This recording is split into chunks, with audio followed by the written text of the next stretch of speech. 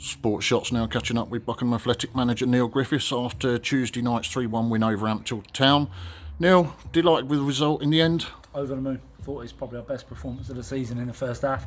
With the way we controlled the ball, played out from the back, played into wide areas, were absolutely outstanding. I think we hit the crossbar 3 times in the first half, and probably 4 or 5 wouldn't have been sort of an unfair turnaround. But it was only 1-1, and we had to keep going. But I thought in terms of the football that we played on a tough summer pitch, it's rock hard, we're absolutely outstanding. You mentioned the missed chances. Any words of comfort for Robbie? No, look, for me, I've always said players will miss chances at this level. I've got no problem with that, and Robbie's not alone in that. He was joined with a couple of others today that should have scored. But for me, it's about the other things that we can affect. I think there was a 20-minute spell after half-time where they came at us.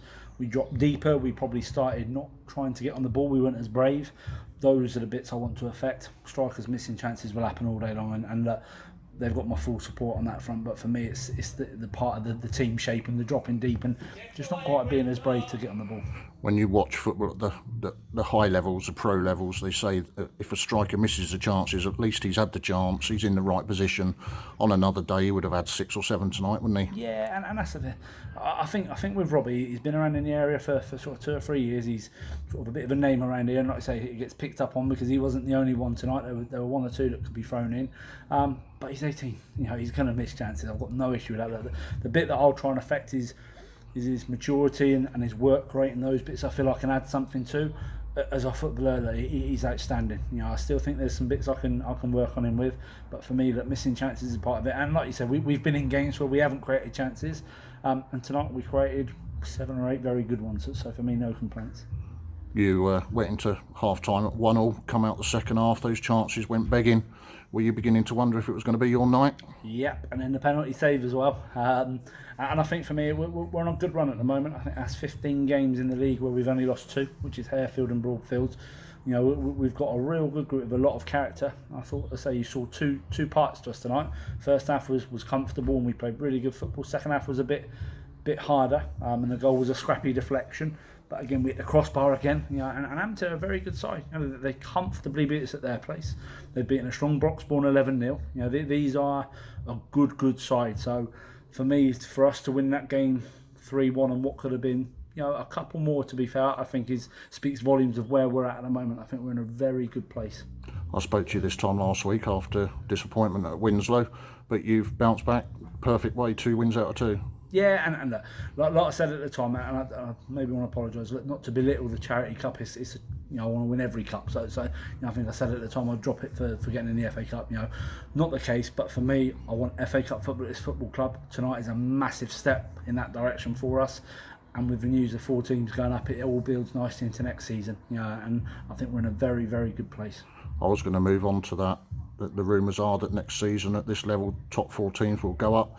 Is that enough to keep you at the club and keep the players at the club? For me, it's not just that. It's the club as a whole that would keep me at the club. It's the people behind the scenes. It's the structure and everything. It is a fantastically run football club. I think if anything that adds more pressure because I don't think they'll just be us and 1 or 2. Risborough have had a fantastic run, but I think it will get 2 or 3 others out of the woodwork that will now think, we'll have a go at promotion when it was only 1 or 2 maybe didn't. But we're capable. We finished 4th this year and I think we've had 2 really bad patches within the season. So for me, if we can start the season well, kick on out, add the sort of 3 or 4 players I want to add that will probably just take us up a level, I think we're in a really good place. But it's an opportunity. It's there. I said this, we've got a young group and they won't get an opportunity to get promotion. Not promotion full stop, but with a club that they love. And I think for me, you know, we've got some good youngsters that will push on up the leagues. But for me, you know, let's go and give it another good go because next year I think we can do some very good things at the football club. You've been here a year or 1 game less than a full season. What are the key differences between the UCL and the South Mids? I always felt when people said about the UCL and the South Mids, one's footballing, one's not. I think the UCL do still try and play football. I think as you go more northern, the size of players gets a little bit bigger. As I think as you go into North London, you've got smaller, quicker players, and I think formations are slightly different. I think there is a bit of truth in that they do try and play. But I think they're quite similar. You know, I think at my time at Olney we finished fourth on 65 points.